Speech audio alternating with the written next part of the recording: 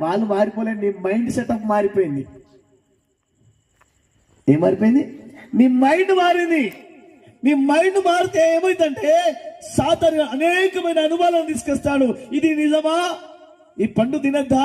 ఒకవేళ తింటే నువ్వు ఎలా అవుతావంటే దేవదూత వల్ల అవుతావు.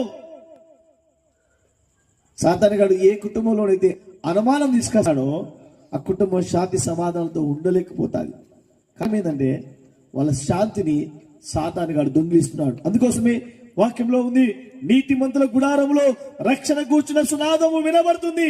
మన ఇంట్లో ఏం వినబడాలంటే ప్రతిరోజు ప్రార్థన వేదిక, మన కుటుంబంలో ప్రార్థన వినబడాలి.